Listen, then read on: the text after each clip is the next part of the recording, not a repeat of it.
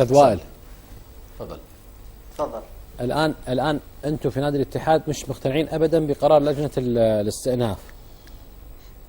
هل انتم عندكم فيديو عرضتوه حق لجنه الاستئناف وما شابه ذلك المسؤولين في الاتحاد العربي السعودي والله تعالوا هذا هو الفيديو اللي متواجد عندنا؟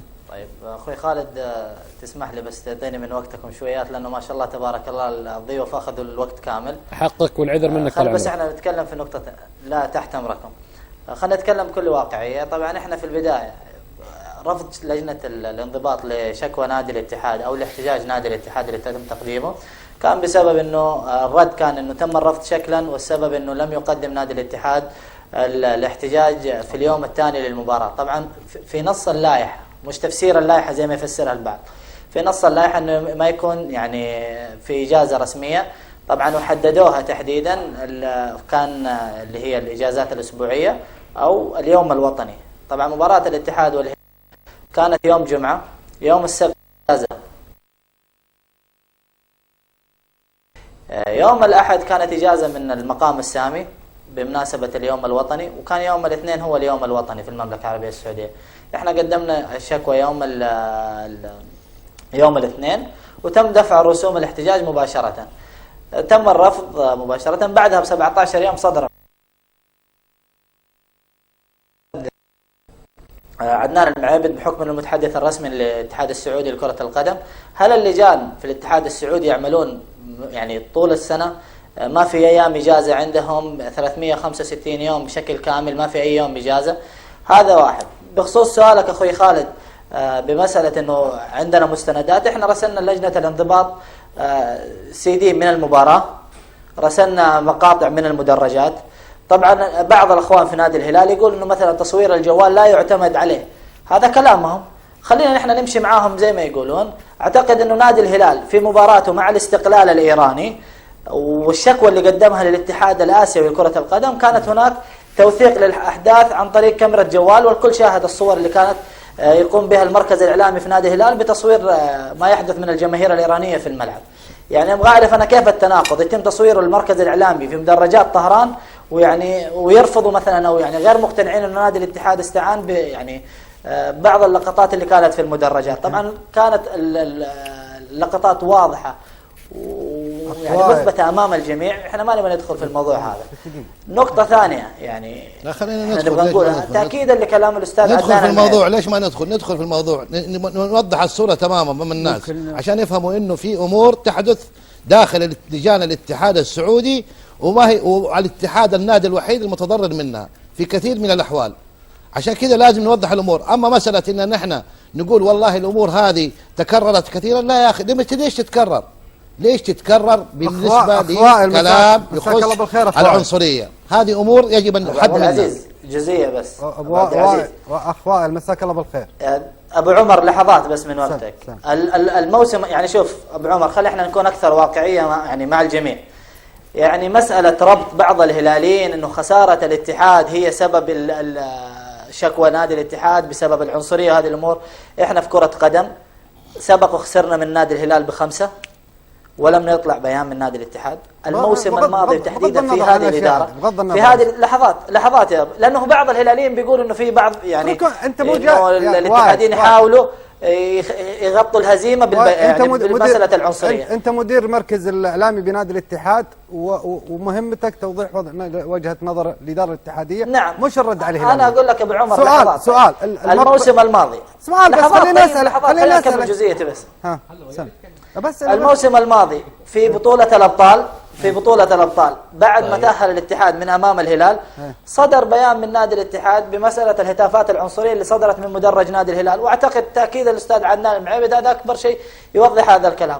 يعني هي احنا ما ربطنا الموضوع العنصرية بفوز أو بخسارة وهذه الأمور.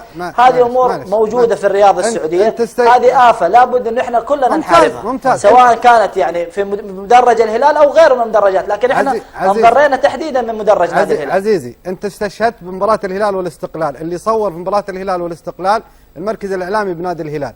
هل اللي صور من مدرجات الهلال في المباراة الأخيرة المركز الإعلامي بنادي الاتحاد؟ لا. جمهور نادي الهلال مشكور هو اللي اثبت لنا الشيء هذا. احسنت، بعد ما يعني يحتاج جمهور الهلال تفضل علينا، يعني هم يتباهوا يعني بالهتافات العنصريه، لا يعني انه يوروا بعض والتصوير بالهتافات العنصريه، هم صوروا احنا اخذناه من مدرج نادي الهلال. مو بصحيح كلامك. اثنين، مين اللي صور؟ كيف مو صحيح؟ مو صحيح انه مين جمهور اللي الهلال اللي صور. مين؟ قول لنا طيب مين؟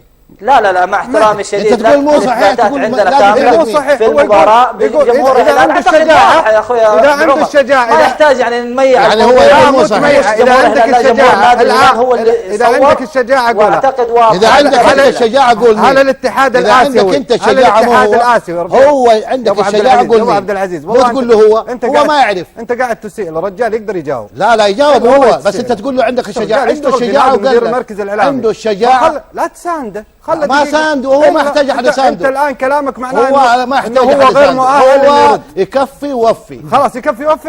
بس لا تقول له ما عنده شجاعه، عنده شجاعه. هل الاتحاد الاسيوي اعتمد على تسجيلات الهلال وعاقب بالاستقلال؟ والله انا ماني متابع قضيه نادي الهلال. اجل لا مشكلتنا احنا مع نادي الهلال. اذا لا تاخذ نص ولا تقرب الصلاه وتقف. إذا تبغى تأتي بالسالفة لا أنا أكلمك عن مشكلتنا. لا معلش، إحنا الآن المشكلة دي موجودة. تبيها كاملة. اثنين، تبغى تتكلم عن القانون، أنت تمثل نادي الآن، مش واحد تمثل رأيك، أنت تتمثل عن قانون. القانون هل أنا موجود بمثل مين؟ تمثل نادي الاتحاد. طيب خلاص معروفة هذه. يعني أنت رجل رسمي. طيب يعني تعمل في نادي، مش تقول رأيك أنت تقول رأي الإدارة الاتحادية. هذا مش رأي، هذا رأي نادي الاتحاد. طيب أحسنت، ما دام أنك تمثل رأي نادي الاتحاد فيجب أنه إدارة نادي الاتحاد تعرف قانونا. وش القانون؟ القانون هل أي شخص يأتي بتصوير خاص ويقول أثبتوا، يعني عاقبوا بخلال هذا التصوير. إذا كنت أنا إدارة الاتحاد تؤمن بهذا الشيء فخير لها أن تذهب مع إدارة الوصل ولا تبقى في إدارة الاتحاد. الإدارة اللي ما تعرف القوانين ولا تطبقها. ومعك الآن المتحدث الرسمي اتحاد كرة القدم السعودي، وسؤال بسيط، هل تقبل الصور الفوتوغرافية أو تسجيلات الكاميرات الخاصة في فرض عقوبات؟ أستاذ عدنان المعيب تفضل. يا سلام، تسأل نفسك الأسئلة اللي تبغاها. بس لو سمحت ممكن أجاوب. لو سمحت اللي جاوب هنا الفصل اللي هو رئيس. وكيف أنت صورته اتحاد كرة القدم السعودي؟ أخوي أبو عمر، لا اسمح لي يا أستاذ. معلش لحظة لو سمحتوا، لو تكرمتوا. أستاذ عدنان لو سمحت بعد إذنك شوي. وفهد أبو عمر، لست أنت من تدير الحلقة، أنا اللي قاعد أشتغل أدير الحلقة لو سمحت، وهذه وظيفتي أنا أتغاضى عليها راتب لو سمحت. الله يجزيك خير. ولو سمحت بما أنك تكلمت وأخذت وقتك، فأنا أتمنى أيضا أخوة اللي يأخذ وقته ويقول لي عنده. تفضل أخوي وائل، مع الاحترام والتقدير لك أخوي عدنان، راح أرجع لك بعد شوي. طيب، بخصوص إنه أنا أولا بمثل نادي الاتحاد، واي يعني مش الاخ ابو عمر اللي يعني يفهمنا ايش هي الطرق ولا الانظمه اللي احنا نشتكي فيها. احنا ارسلنا كافه الامور المتعلقه بالهتافات العنصريه، تسجيل من المباراه بشكل رسمي، واعتقد هذا الكلام اكده الدكتور ابراهيم الربيش رئيس لجنه الانضباط، ورفقنا كذلك معه اللي هو الصوره اللي حدثت من مدرجات نادي الهلال. جميع الامور المتعلقه بالهتافات العنصريه تم إرفاقها للجنة الانضباط في احتجاج وشكوى نادي الاتحاد اللي تم إرسالها. ثاني حاجة، لما يقول الأخ فهد أنه الاستناد بالصور ولا هذه المقاطع، أعتقد الموسم الماضي تم إيقاف اللاعب الكاميروني إمبامي بلقطة فيديو، آسف بلقطة صورة فوتوغرافية. وأعتقد كذلك موضوع إيمانة، يمكن تذكروا الأخ أبو عمر.